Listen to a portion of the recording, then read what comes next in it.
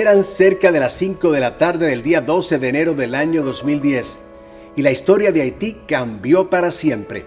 Un sismo de 7.3 en la escala de Richter estremeció parte del país.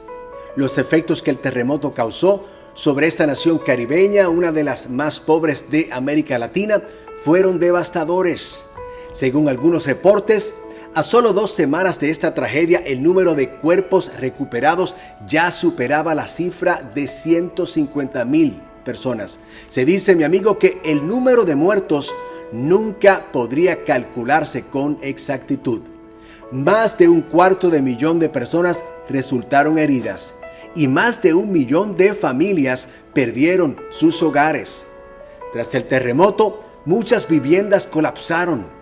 Edificios gubernamentales de construcción más sólida como el Palacio Nacional se derrumbaron. Hospitales, escuelas y hasta templos religiosos, todos fueron destruidos.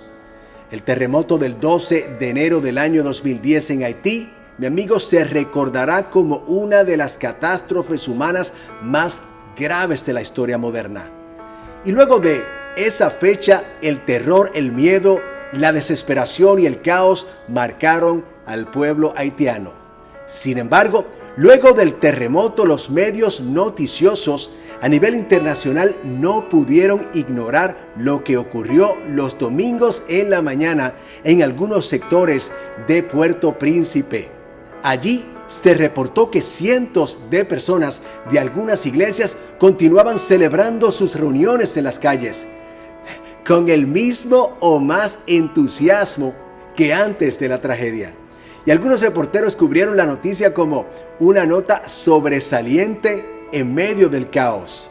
Cristianos de todas las edades salieron a las calles a adorar, a exaltar a su Dios, aún cuando muchos de ellos habían perdido sus casas y en algunos casos hasta sus familias y hogares.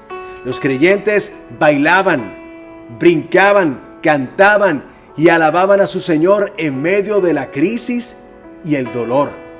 Y algunos interpretarían el entusiasmo de estos cristianos en Haití como un espectáculo de gente con problemas de salud mental o fanatismo religioso. Otros catalogarían esta práctica o conducta como algo irracional. Pero para los que hemos conocido la esencia del Evangelio de Jesús, los que tenemos una relación con Dios, sabemos que esto no es otra cosa que señales del gozo, la paz y la esperanza que en medio de la crisis llenaron el corazón de los haitianos que aman al Señor. Este cuadro de gente adorando y cantando a Dios en las calles de Haití luego de un terremoto traen a mi memoria las palabras del rey David en el Salmo 130 que dicen así: Oh Señor, convertiste mi lamento en danza, me quitaste la ropa de luto y me vestiste de fiesta, para que te cante y te glorifique y no me quede callado. Señor mi Dios, siempre te daré gracias. Mi amigo, así es la vida cuando Dios habita en nuestro corazón.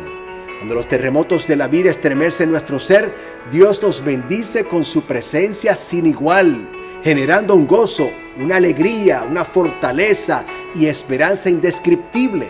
Él cambia nuestra tristeza en alegría y por eso le cantamos y le adoramos.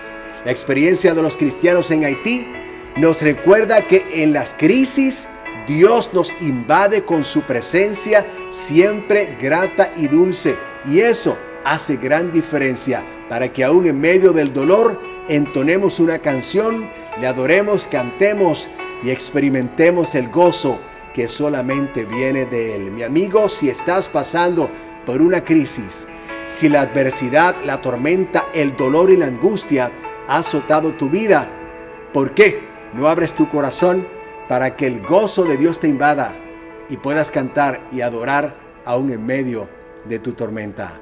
Amén, amén, amén. Te habló el pastor Jorge Cotto desde la CCC Gables, tu iglesia y tu familia aquí en Coral Gables, Florida, pidiendo a Dios que si estás pasando por una adversidad, llene tu corazón de gozo y que ese gozo pueda contagiar también a los que están a tu alrededor. Comparte esta reflexión con tus amigos en las redes sociales. Dale like, compártela, haz algún comentario para que también tus amistades reciban gozo en medio del dolor y la angustia. Bendiciones y hasta la próxima semana. Paz.